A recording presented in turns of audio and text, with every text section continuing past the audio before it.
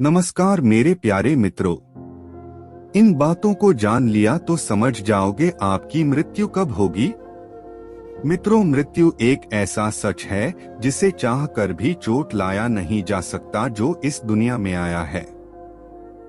उसका एक समय बाद यहाँ से जाना तय है। वहीं अगर हम आपसे पूछे कि वह दिन कौन सा है या फिर वह कौन सी जगह है जहां आप मरने वाले हैं, तो निश्चित ही आपको हमारा यह प्रश्न व्यर्थ लगेगा। कल्पनाओं से भरा हमारा यह प्रश्न बिल्कुल भी गलत नहीं है, क्योंकि धर्म शास्त्रों की माने तो इन सभी सवालों के जवाब दिए गए हैं।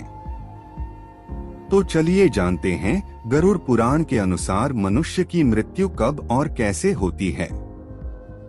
गरुड़ पुराण की माने तो जिस समय मनुष्य की मृत्यु होने वाली होती है, वह बोलने की कोशिश करता है लेकिन बोल नहीं पाता है। बढ़ते समय के साथ मनुष्य के बोलने की सुनने की शक्ति नष्ट हो जाती है।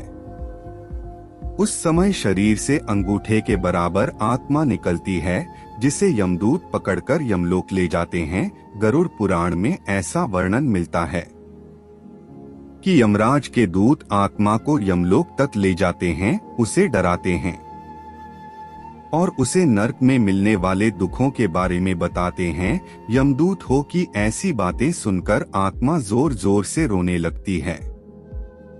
गरुड़ पुराण के मुताबिक मरते समय आत्मा शरीर के 9 द्वारों में से किसी से भी शरीर छोड़ दी है। यह 9 द्वार दोनों आँखें, दोनों कान, दोनों नासिका, मुंह या फिर उत्सर्जन अंग है। जिस व्यक्ति की आत्मा उत्सर्जन अंग से निकलती है, मरते समय वह मल मूत्र त्याग देते हैं।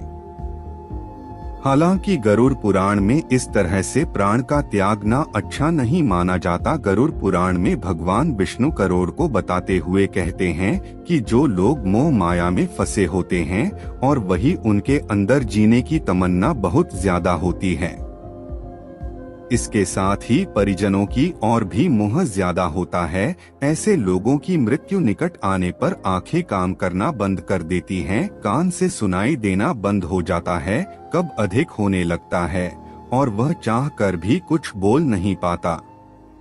ऐसे लोग परिवार के मोह के कारण प्राण नहीं छोड़ना चाहते, फिर यमराज के दूत बलपूर्वक उसके प्राण निकालते हैं और ऐसे में जब उनके प्राण आंखों से बलपूर्वक निकलते हैं तो आंखें उलट जाती हैं। बता दें, शास्त्रों के अनुसार जो लोग जीवन भर धर्म के मार्ग पर चलते हैं, उनके प्राण मुंह से निकलते हैं, यह बहुत ही शुभ माना जाता है। इसके साथ ही जिन लोगों के प्राण मुंह से निकलते हैं, उन्हें यमलोक में बहुत कष्ट नहीं भोगना पड़ता। ऐसे लोगों के प्राण जम्मू से निकलते हैं तो उनका मुंह टेढ़ा हो जाता है। शास्त्रों के अनुसार नाक से प्राणों का निकलना भी बहुत शुभ माना जाता है। गरुड़ पुराण के मुताबिक इस तरह से उन्हीं लोगों के प्राण निकलते हैं जिन्होंने परिवार में रहते हुए सारे पर्स निभाए हो और मन को बैरागी भी बना लिया।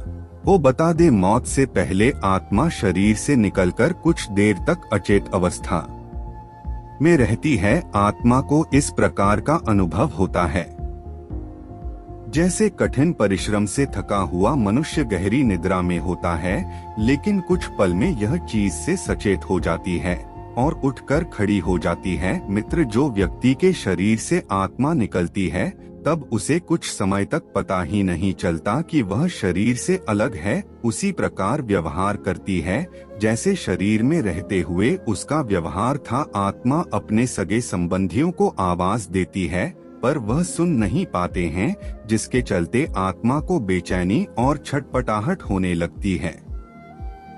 आत्मा परेशान होकर सभी लोगों से कुछ कहना चाहती है, पर उसकी आवाज बस उसकी गूंज कर रह जाती है, क्योंकि वह बहुत तक नहीं अब होती ध्वनि होती है और मनुष्य केवल भौतिक चीजों को ही महसूस कर सकता है। शरीर के मृत हो जाने पर आत्मा अपने परिजनों को रोते बिलखते देखकर दुखी होती है और खुद भी दुख से परेशान होकर रोती है, लेकिन उसके वश में कुछ नहीं होता। वह लाचार होकर सब कुछ देखने और अपने जीवन काल में किए गए कर्मों को याद करके दुखी होती है। यम के दूत आत्मा से कहते हैं कि चलो अब यहाँ से चलने का समय आ गया है और कर्मों के अनुसार उसे लेकर यम्मा की ओर चल पड़ते हैं।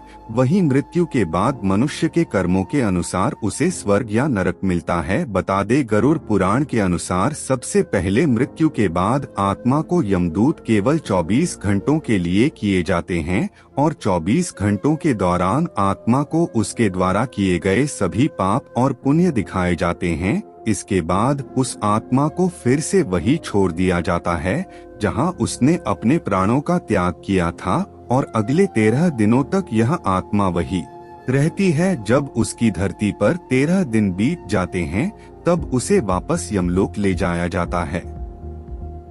मित्रों, बता दें मृत्यु के बाद जीवात्मा को यमलोक के मार्ग में कई प्रकार की बाधाओं का सामना करना पड़ता है। जो अच्छी आत्माएं होती हैं उन्हें इन बातों से कोई फर्क नहीं पड़ता, वही बुरी आत्माओं को कई प्रकार की यात्राओं का सामना करना पड़ता है। तो मित्रों, आपने देखा कि गरुड़ पुराण के अनुसार मनुष्य की मृत्यु कब और कैसे होती है।